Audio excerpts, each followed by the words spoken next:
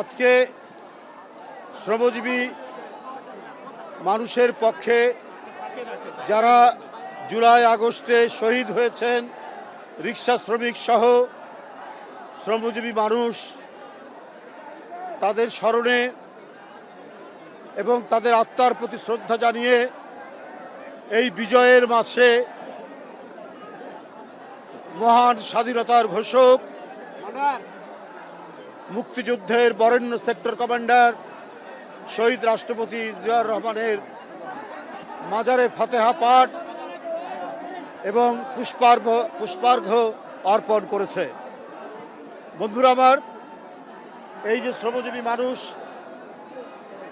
ইনারা রিক্সা চালিয়ে, কেউ শ্রম বিক্রি করে নিজের ভরণ পোষণ, পরিবারের ভরণ পোষণ করে। বন্ধুরা আমার, তাদের এই যে আত্মদান, জুলাই আগস্টের ছাত্র জনতার আন্দোলনে তাদের আত্মদান, এটি মহিমান্বিত আত্মদান, এটি একটি গৌরব গাথার আত্মদান। তারা নিজেদের জীবনকে নিবেদন করেছেন দেশের স্বার্থে, জনগণের স্বার্থে, গণতন্ত্র অর্জনের জন্য। তাই সেই সমস্ত বীর শ্রমিকদের প্রতি শ্রদ্ধা জানিয়ে এই বিজয়ের মাসে তারা আজকে এসেছেন শহীদ জিয়ার মাজারে। বন্ধুরা আমার, আজকে অনেকে অনেক কথা বলছেন, অনেকে নানাভাবেই শুধু কয়েকজনের কৃতিত্বের কথা বলেন, কিন্তু তারা কি শহীদ শ্রমিক ভাই রিক্সা চালকদের বাসায় গিয়েছিলেন? তাদের পরিবার, তাদের সন্তানরা কেমন আছে? তাদের পরিবার দুমুঠো খেতে পাচ্ছে কিনা? কারণ উপার্জনের তো একজনই ব্যক্তি, সে তো নাই, পৃথিবী থেকে চলে গেছে। তার সন্তানরা স্কুলে যাচ্ছে কিনা, এটার খবর আমরা কয়জন নিয়েছি? তারা এখনো পরিবারের যে বেঁচে আছে, সে শ্রম দিয়েই জীবন যাপন করে। থামতে বলো না ভাই। বন্ধুরা আমার,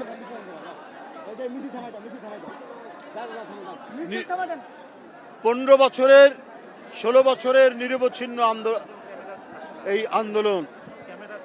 এই আন্দোলনে তো জাতীয়তাবাদী শক্তির অনেকে নেই। ওরা কোথায় গিয়েছে? ওরা কি বেড়াতে গিয়েছে? কোনো প্রমোদ ভবনে গিয়েছে? হাসিনা তো ওদেরকে নিরুদ্দেশ করেছে। কোথায় জাকির সুমন? কোথায় ইলিয়াস আলী? কোথায় চৌধুরী আলম? কোথায় সাইফুল ইসলাম হিরু? কোথায় হুমায়ুন পারভেজ? এদের যে অবদান, এই অবদান তো গণতান্ত্রিক আন্দোলনের জন্য গোটা জাতিকে অগ্নিগর্ভ করে তুলেছিল। আর তারই পরিণতি জুলাই আগস্টে হয়েছে। সেখানেও যারা জাতীয়তাবাদী শক্তির সমর্থক, বিএনপির সমর্থক, এই ধরনের শ্রমজীবী মানুষ প্রায় 92 জন, 97 জন মানুষ আজকে পৃথিবী থেকে বিদায় নিয়েছে। এরা তো একটা গণতন্ত্রের বড় শহীদ। আজকে কয়জন এদের কথা বলে?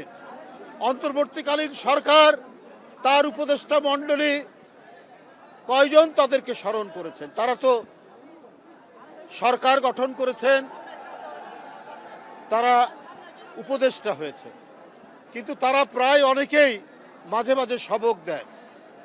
আবার দুই একটি রাজনৈতিক দল দেখি তারাও সবক দেন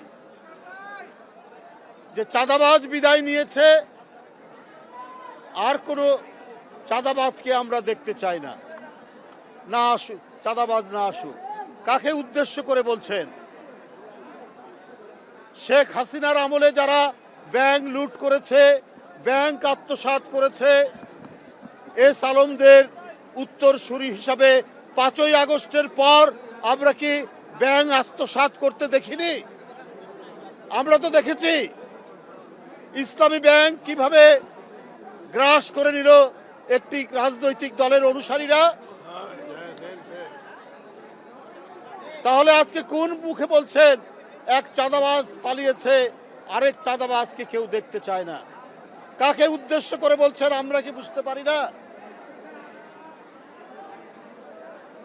আমরা তো প্রথমেই দেখলাম 5ই আগস্টের পরের দিনই কি করে ইসলামী ব্যাংকগুলো আপনারা দখল করেছেন। এটা কি জনগণ দেখেনি? এটা তো জনগণ দেখেছে। আর আজকে বড় বড় কথা বলেন, কলঙ্কলে পৌঁছে করার চেষ্টা করেন বিএনপির নামে।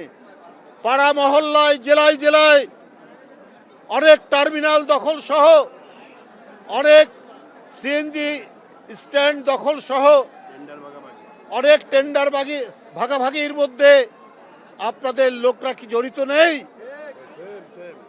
আমি সেই রাজনৈতিক দলটিকে বলতে চাই, খুব নীরবে নিভৃতে সব কিছু অপকর্মের সাথে আপনারা জড়িত। শেখ হাসিনার ব্যাংক আত্মসাতের পর, 5ই আগস্টের পর আপনাদের আত্মসাতও তো জনগণ দেখেছে। আমরা হাসিনার আমলে দেখেছি চাপাতি লীগ, হেলমেট লীগ, বন্দুক লীগ, আবার জনগণ তো এটাও জানে খুর লীগ এবং খুর পার্টি এবং পায়ের রক কাটা পার্টি। এরা কারা, এদেরকে জনগণ জানে না? কারা পায়ের রক কাটে তাদেরকে তো জনগণ ঠিকই জানে, চেনে। সুতরাং খুব ঘোলা পানিতে মাছ শিকার করার চেষ্টা করছে। আপনাদের 71-এর অর্জন কি? আপনারা 71-এর বিরোধিতা করেছেন। জিয়াউর রহমান স্বাধীনতা ঘোষণা দিয়েছেন। এই গৌরব বিএনপির। 71-এর গৌরব, 90-এর গৌরব, এই গৌরব বিএনপির। কারণ সেদিনও আপনারা শেখ হাসিনার সাথে আঘাত করে আপনারা এরশাদের মতো একটা দাঁড়াও, আরেক সংবাদ সম্মেলন হচ্ছে, এখানে স্লোগান দিয়ে না। এখানে আপনারা সেদিন জাননি এরশাদের কুলাঙ্গারের নির্বাচনে, 86 সালের নির্বাচনে, এটাও তো জনগণ দেখেছে। কিন্তু বিএনপি সেই নির্বাচনে যায়নি। তার নেত্রী বলেছিলেন, দেশনেত্রী বেগম খালেদা জিয়া, যে এরশাদের অধীনে কোনো নির্বাচন করব না, স্বৈরাচারের অধীনে কোনো নির্বাচন করব না। আপনারা মঈনুদ্দিন ফখরুদ্দিনের, ওরা গণতন্ত্রকে ধ্বংস করার জন্য এবং একটি ভয়ঙ্কর হাসিনার স্বৈরাচার কায়েমের জন্য এসেছিল। তখনও সেদিন আপনারা বাধ্য করেছিলেন তার নির্বাচনে যেতে। এটাও তো জনগণ জানে এবং জনগণ দেখে। আপনারা তো ইসলাম নিয়ে রাজনীতি করেন। ইসলাম মানে কি বারবার মুনাফিকি করা? ইসলামের মর্ম বাণিত হচ্ছে তুমি যে অঙ্গীকার করো সেই অঙ্গীকার তুমি রক্ষা করবে। এটাই তো ইসলামের মর্মবাণী। বন্ধুরা আমার, বিএনপির সেই ঐতিহ্যের পতাকা ধারণ করে, যে ঐতিহ্যের মধ্যে আছে জনগণের কাছে অঙ্গীকার থেকে বিন্দুমাত্র বিএনপি পশ্চাৎপসরণ করে না। এই গৌরব বিএনপির, এই গৌরব জিয়াউর রহমানের, এই গৌরব দেশনেত্রী বেগম খালেদা জিয়ার, এই গৌরব তারেক রহমানের। তাই বন্ধুরা আমার, 71 থেকে আপনার 5ই আগস্ট পর্যন্ত গণতন্ত্রের প্রশ্নে কখনো মাথা নিচু করেনি বিএনপি। আপনারা 5ই আগস্টের পর কি বললেন? ভারতের সাথে আপনারা সম্পর্ক উন্নয়ন করবেন, ভালো কথা, আমাদের আপত্তি নেই। আপনারা আওয়ামী লীগকে ক্ষমা করে দেবেন। আপনাদের নেতারা মৌলানা সাইদি সাহেব, সেই সাইদি সাহেবের বিরুদ্ধে মিথ্যা সাক্ষী দেওয়ার জন্য সুকরঞ্জন বালিকে গোয়েন্দা পুলিশ ধরে নিয়ে গিয়ে তার শরীরে ইলেকট্রিক শক দিয়েছে। কালকেই দেখবেন তার সমস্ত বয়ান এসছে। সুকরঞ্জন বালি হিন্দু ধর্মের একজন মানুষ, তাকে শেখ হাসিনার গোয়েন্দা বাহিনী বলেছে যে তোমরা বলো তোমার ভাইকে হত্যা করিয়েছে মৌলানা সাঈদী সাহেব। সে বলেছে আমি মিথ্যা কথা বলবো না, না সেটা করেনি। সুখরঞ্জন বালী সে যে সাহসিকতা এবং ন্যায় নীতির যে দৃষ্টান্ত দেখিয়েছে, এইটা আমি ওই ওই রাজনৈতিক দলের বন্ধুদেরকে আমি বলতে চাই যে আপনারা শিখুন তার কাছ থেকে। আপনারা সম্পর্ক উন্নয়ন করতে চান ভারতের সাথে, শেখ হাসিনার প্রতিটি গুম খুনের দোষর হচ্ছে পার্শ্ববর্তী দেশ। এই সুখরঞ্জন বালীকে আপনার হাইকোর্টের গেট থেকে গোয়েন্দা পুলিশ ধরে নিয়ে গিয়ে তাকে এখানে টর্চার করে তাকে টাকার অফার দেওয়ার পরও সে যখন মাথা নোয়ায়নি তাকে ভারতে পাচার করে দিয়েছে এবং ভারতের কারাগারে সে 5 বছর ছিল। সেই 5 বছর সেখান থেকে আজকে বেরিয়ে এসে সে এই কথাগুলো বলছে। এরপরেও আপনারা বলেন যে শেখ হাসিনার সব মাফ করে দেবেন, ভারতের সাথে সম্পর্ক উন্নয়ন করবেন। তো এর মধ্যে দিয়ে তো প্রমাণিত হয় যে আপনারা হচ্ছে ন্যায় নীতির পরোয়া করেন না, আপনারা রাজনীতির নামে ধান্দাবাজি করেন, আপনারা অন্য কিছু করেন না। আপনার দলের প্রধান নেতাদেরকে যারা জুডিশিয়াল প্রক্রিয়ার নামে জুডিশিয়াল কিলিং করলো তাদেরকে বলছেন আপনারা মাফ করে দেবেন। তাহলে আপনারা ইসলামের যে মর্মবাণী যে অন্যায়ের বিরুদ্ধে প্রতিবাদ করো, প্রতিরোধ করো, সেটি তো আমাদের মধ্যে নাই। করুণার কথাও বলা হয়েছে যে ক্ষমা চাইবে তাকে করুণা করতে বলা হয়েছে। তার বিভিন্ন ধাপ আছে, বিভিন্ন পর্যায়ে। ওরা ক্ষমা চাইলো না কিছু না, আপনি তাদেরকে ক্ষমা করে দেবেন, সম্পর্ক উন্নয়ন করবেন। অর্থাৎ আপনারা আপনাদের রক্তের সাথেই বেইমানি হলো না। যেমন 86 সালে আপনারাও বলেছিলেন নির্বাচনে যাবেন না এরশাদের, তারপরে আপনারা গিয়েছেন। তো বন্ধুরা আমার, এই ধরনের অপপ্রচার এর সাথে আজকে শুধু পার্শ্ববর্তী দেশ তারাই শুধু অপতথ্য অপপ্রচার কলঙ্ক লেপনের চেষ্টা করছেন না, ভেতর থেকেও অনেকে ওই আমি আগেই যেটা বলেছি যে ঘোলা পানিতে মাছ শিকার করার রাজনৈতিক ফায়দা তুলতে চাচ্ছেন। কিন্তু আমাদের যে গণতন্ত্রে এত অবদান, গণতন্ত্রে এত যে আত্মদান, এত মানুষ নিরুদ্দেশ, এত মানুষ বিচার বহির্ভূত হত্যার শিকার, আজকে তো সমস্ত গণতন্ত্র মানা শক্তি এক জায়গায় থাকার কথা ছিল, অথচ এই শক্তিকে ফাটল ধরিয়ে দুই একটি রাজনৈতিক দল যেভাবে তারা নিজেদের ফায়দা তোলার চেষ্টা করছেন, এদেশের মানুষ সব জানে। তারা জানে কারা দেশপ্রেমিক, তারা জানে কারা স্বাধীনতা বিশ্বাস করে, কারা সার্বভৌমত্ব বিশ্বাস করে, কারা বহুদলীয় গণতন্ত্রে বিশ্বাস করে, কাদের ঐতিহ্যের মধ্যে জড়িয়ে আছে। এই সমস্ত বৈশিষ্ট্যগুলো এই দেশের জনগণ জানে বন্ধুরা আমার। তাই আপনাদের কাছে আমি আর বক্তব্য দীর্ঘায়িত নয়, আমি শুধু এটুকুই বলবো যে আজকে এই যে আত্মদান, এই যে রিক্সা শ্রমিক চালকদের সভাপতি এখানে আছে, সাধারণ সম্পাদক আছে, এখানে আমাদের শ্রমিক নেতা, বিখ্যাত শ্রমিক নেতা বাংলাদেশের শামসুর রহমান শিমুল বিশ্বাস অ্যাডভোকেট, তিনি এখানে উপস্থিত রয়েছেন। আরও আমাদের কেন্দ্রীয় নেতৃবৃন্দ মীর শরফত আলী সপু, মাহমুদুর রহমান সুমন, তার মাহবুবুর রহমান সফর, অনেকে এখানে উপস্থিত আছেন। আজকে শ্রমিক ভাইদের এই যে বিজয় দিবসে তাদের আজকের এই শহীদ জিয়ার মাজারে এখানে উপস্থিত হয়েছেন।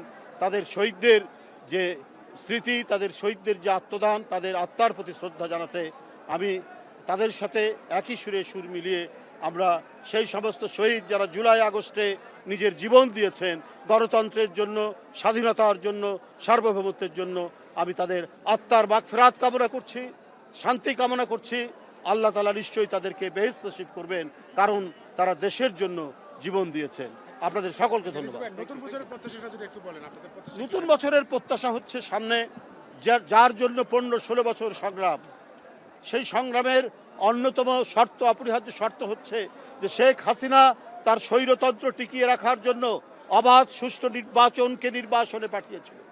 বাংলাদেশ থেকে গণতন্ত্রের সকল প্রতিষ্ঠানকে ধ্বংসস্তূপে পরিণত করেছিল এবং বাংলাদেশকে আজ্ঞাবাহী রাষ্ট্রে পরিণত করেছিল। কারণ আমাদের সীমান্তে কেউ যদি গুলি খেয়ে মারা যায় তার প্রতিবাদ করতো না। আমাদের আগামী বছরের প্রত্যাশা আমাদের সেই কাঙ্ক্ষিত গণতন্ত্র ফিরে আসবে।